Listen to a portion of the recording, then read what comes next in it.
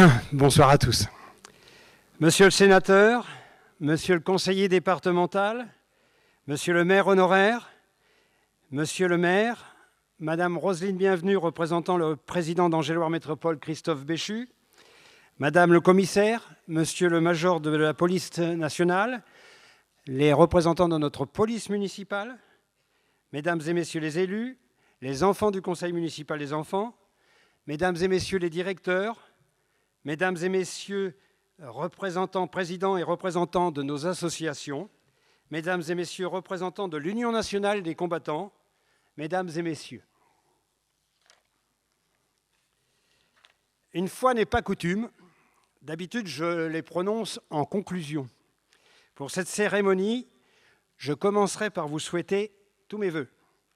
À tous, une très bonne année 2026. Recevez bien sûr tous mes vœux de bonheur, de réussite et une très bonne santé. Des moments de partage en famille, entre amis, des rencontres, un vivre ensemble riche et dense. Et dans ce monde fou, nous en avons sérieusement besoin. Je souhaite aussi vivement que notre pays, que notre nation sorte de l'impasse où elle se trouve. Que chacun se souvienne d'où l'on vient pour que notre devise nationale garde tout son sens et sa force. Que l'urgence ne balaie pas d'un revers de main les valeurs auxquelles nous adhérons collectivement. Il en est de même au niveau international. En ces moments d'incertitude, dans ce climat anxiogène et violent, souhaitons que le bruit des bottes ne devienne trop puissant. Alors que l'on voudrait nous habituer à cette fatalité, ayons une pensée pour celles et ceux qui, ailleurs, mais pas si loin de chez nous, vivent cette épreuve. Mesurons la valeur immense de la paix et notre responsabilité qui est la nôtre de la préserver, même s'il est crucial de défendre notre démocratie menacée. J'entamerai mes propos en vous présentant cette année 2026, une année toute particulière puisque nous arrivons au terme d'un mandat avec des élections municipales en mars. Nous avons voté un budget pour cette nouvelle année qui répond à des logiques que nous avons suivies tout au long de cette mandature. Une manière d'agir toute réfléchie qui est le reflet d'une gestion rigoureuse, sérieuse et pérenne, sans improvisation. Évidemment, la prudence est de mise. Le contexte national, marqué par le déficit de l'État et la poursuite attendue de la participation financière des collectivités, impose une vigilance accrue dans l'élaboration et l'exécution du budget. Cette prudence se traduit par une anticipation des aléas en retenant des hypothèses modérées des recettes et en continuant de maîtriser et contraindre nos dépenses. Ça va? Je ne fais pas trop vite? Toujours fidèle à notre programme politique, la bonne santé financière de notre collectivité nous permet de garantir des services publics performants. Une action poursuivie dans tous les domaines, de l'éducation, de la culture, du sport, du soutien à nos associations, de l'action sociale pour notre village Pierre Rabhi et de la sécurité. Domaines qui sont pour nous les clés essentielles du vivre ensemble. Et cela doit fonctionner puisque depuis plusieurs années, Saint-Barthélemy est à la première place des villes où il fait bon vivre, dans les villes du département, de même strate de population évidemment. Notre situation financière reste saine par le maintien d'une bonne épargne. De 2015 à 2025, une moyenne annuelle de 1 457 000 € d'excédent. C'est cette part qui permet d'investir sans emprunt. Par ailleurs, à la fin de l'année 2025, La dette aura été réduite de 5 960 000 € par rapport à 2014, c'est-à-dire moins 63 %. Ainsi, l'emprunt prévisionnel inscrit pour financer l'opération de réhabilitation de la Cressonnière ne viendra pas modifier cette trajectoire. Ce n'est donc pas simplement un décompte mathématique, mais bien une volonté politique de notre part. Dans l'obligation de cette continuité républicaine, nous préservons ainsi la capacité à agir pour la nouvelle équipe municipale qui prendra les rênes en mars.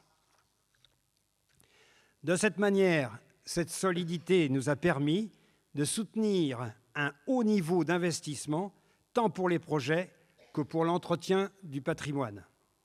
À noter au passage, pour les 4 opérations majeures du mandat, école et complexe de la Cressonnière, qui représentent 8 975 000 €, la commune a obtenu 5 234 000 € de subventions, soit 58 % de la dépense. À Saint-Barth, on se remue, c'est les mobilités, on se remue les méninges. Selon l'INSEE, nous sommes 9 964 habitants. Décompte officiel au 1er janvier 2023, en référence pour 2026. Mais nous savons déjà que nous avons dépassé le cap des 10 000 habitants.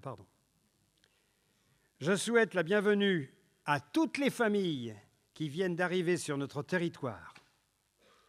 Le quartier de Recordel s'achève. L'un des derniers chantiers est notre résidence senior, Les Beaux Jours, qui sort de terre. Elle sera opérationnelle, depuis le temps que je dis, en cette fin d'année, voire début 2027. Le quartier Puy-Aume bouge lui aussi, progressivement. Les friches vont laisser place aux grues dans les prochains mois. Si la densité est de mise dans ces quartiers, nous ne négligeons nullement la recherche d'équilibre de cette mixité sociale qui nous tient tant à cœur, tout en privilégiant les espaces verts et les aménagements qui les accompagnent. La diversité des produits proposés par nos aménageurs permet un choix multiple de parcours résidentiels. Bonsoir, monsieur le député. On peut l'applaudir. Non. À Saint-Barth, on va de l'avant, la mobilité qui vous ressemble. Nous avons voulu, cette année, mettre l'accent sur les mobilités. Cette thématique, se déplacer, est fondamentale pour chacun d'entre nous. Pour cela, nous avons édité une brochure spécifique qui recense toutes les mobilités possibles sur notre commune. Vous en trouverez quelques exemplaires sur les tables dans la salle, mais aussi au village Pierre-Rabhi. Pourquoi le village Pierre-Rabhi ? Tout simplement, merci aux bénévoles et aux agents qui l'ont réalisé. C'est une réalisation vraiment locale. En citant les bénévoles, je voudrais ici les saluer et les remercier à nouveau pour leur engagement dans nos associations et au village Pierre-Rabhi. En restant très souvent dans l'ombre, nous savons leur participation indispensable. Bien sûr, je ne pouvais pas passer sous silence la voix douce Angers Pignerol, enfin achevée. Je remercie nos commerçants pour leur patience et qui ont supporté ces mois de travaux. Notre ténacité est ainsi récompensée. Prévue de longue date, nous avons su la défendre auprès des services et des élus d'Angers-Loire Métropole. À travers cette compétence transférée de la voirie, je soulignerai le bon travail de collaboration entre nos différents services. Le résultat est probant par l'amélioration indéniable de notre réseau. Il en reste à faire, évidemment. Nous avons inauguré cet été la première ligne Irigo Vélo entièrement jalonnée sur notre commune, le début d'un maillage complet sur la communauté urbaine. un travail récompensé par le prix national de l'intermodalité pour Angers-Loire Métropole. À cette occasion, je voudrais remercier la présence dans la salle de nos invités, Irigo Vélo, qui est présent ce soir, pour le vélo et les transports en commun.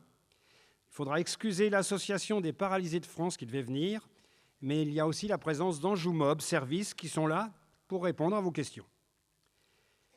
Sur ces mobilités, restera aux citoyens que nous sommes de savoir partager la route avec civisme, respect, prudence et parfois conciliation.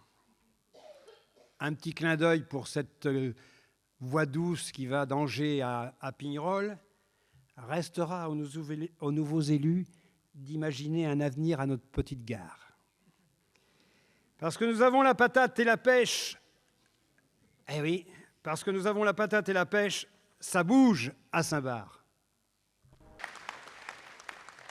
Et c'est pas fini. Deuxième partie. En ces vœux tout particuliers, je voudrais vous remercier publiquement. Merci à Marion et à Fanny, nos deux interprètes en langue des signes qui nous ont accompagnés ce soir. Pour moi, le mandat s'achève et j'ai une pensée reconnaissante pour les membres de mon équipe. Sans eux, mon engagement dans cette aventure n'aurait pu avoir lieu.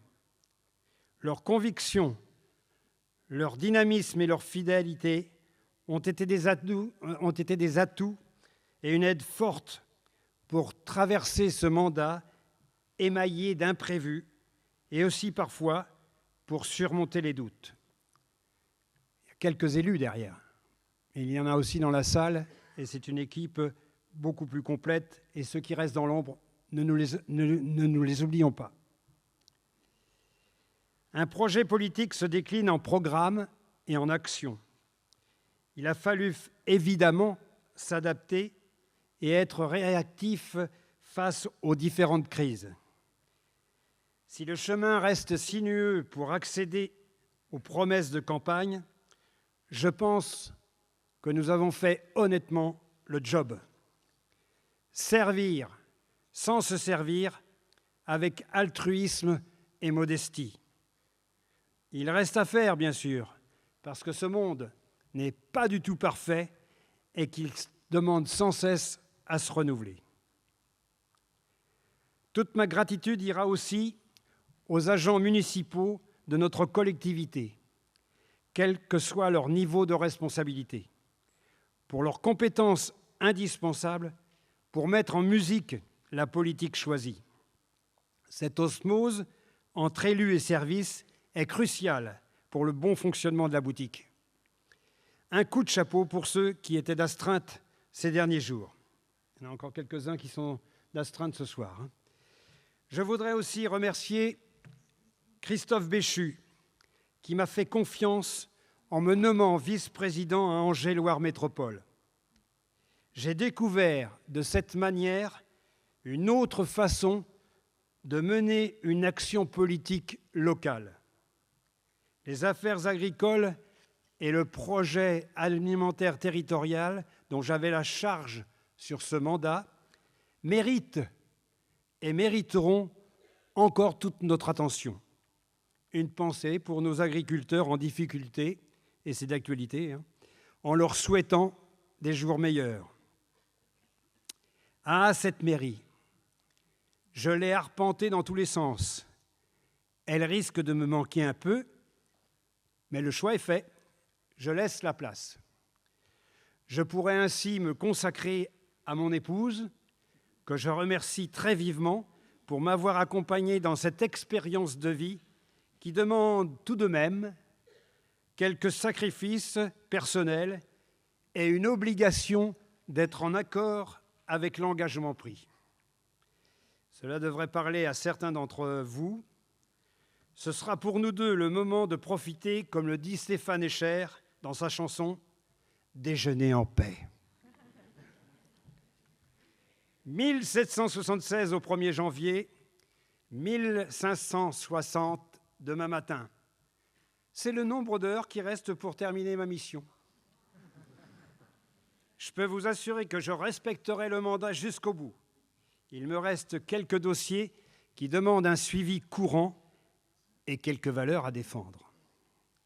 Le travail est, pour moi, une de ces valeurs qui m'a animé tout au long de mon existence et qui continuera à m'animer. Une petite pensée nostalgique pour mes parents qui m'ont inculqué cette nécessité depuis toujours. Le travail qui m'a conduit à m'installer à Saint-Barthélemy avec ma famille il y a tout juste 50 ans. Cela m'a permis de vivre avec vous des moments d'éducation, des moments de fête, de partage, de responsabilité. Vous aussi, chers Bartholoméens, qui m'avez fait confiance, merci. Dans cette étape de vie, je conserve aussi au fond de moi un souvenir plein d'émotions pour deux amis, Jean Monnier et Jean Gilles. Ces deux Bartholoméens qui ont façonné nos villes ont été mes mentors et indéniablement ont été décisifs dans la prise de mon engagement auprès de vous. Je n'oublierai jamais cet héritage. Je pars pour découvrir d'autres instants. Je cite Antoine de Saint-Exupéry. « L'avenir n'est jamais que du présent à mettre en ordre. Tu n'as pas à le prévoir, mais à le permettre. » J'y suis prêt. Enfin, presque prêt. Si l'on a besoin de la sagesse de mon âge, alors je serai là. Si l'on a besoin de défendre culture, éducation, fraternité, alors je serai là. Pour mes enfants et petits-enfants, s'ils le désirent, je serai là. J'ai déjà un deal avec l'un d'eux. Il ne faut jamais faire de projet, surtout en ce qui concerne l'avenir. Ça, c'est pas de moi, c'est d'Alphonse Allais. Cette citation reste à méditer et je vais m'aventurer à philosopher, voire à faire un peu le poète. Le passé existe, il est même dans les livres. Le futur, lui, n'est rien. Il est que lorsqu'il devient présent. On va y aller là. Alors, sans être complètement carpe diem, et ce n'est pas facile de changer totalement, je vais profiter. Je goûterai doucement le temps qui passe. J'écouterai vivement le cœur des autres. Je sentirai délicatement les fragrances du monde. Je regarderai tendrement, avec indulgence, autour de moi et j'essaierai de toucher modestement des moments de petit bonheur. En gardant, j'espère, la pétulance et l'effervescence de l'esprit, je resterai sensible à l'actualité et à la vie de ma commune.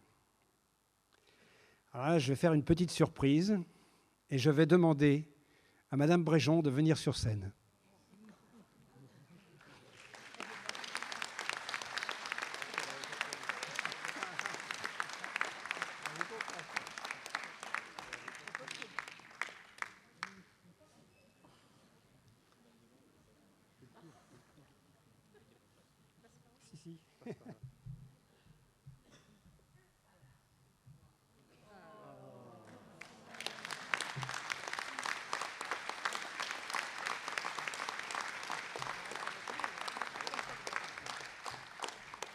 Ça, c'est pour tout ce que je lui ai fait subir.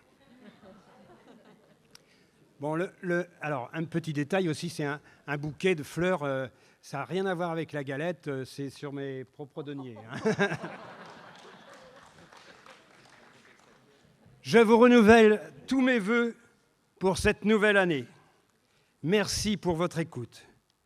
Bien, comme je disais, nous allons partager maintenant la galette et le verre de l'amitié. C'est toutefois quand même le moment de remercier nos exposants, puisqu'on en a fait depuis plusieurs années aussi, et ils viennent régulièrement. Agathe Franz pour la bestiole. Ça va? Monsieur Blatier, notre apiculteur, je ne l'ai pas vu, mais je pense qu'il est là. Julien Lemarchand et son équipe pour le jardin de Cocagne. Madame Guichard, les délices du jardin. Alors, je cite Madame Guichard, mais elle n'est pas toute seule. Clément Bourreau, notre maraîcher. Monsieur Delafosse pour la chèvrerie des Ardoisières. Le rucher citoyen. Et les boulangeries de la commune, qui sont nombreuses, hein, et qui ont fourni les galettes de la soirée, la douceur, Beckham, Luxe et les Corses.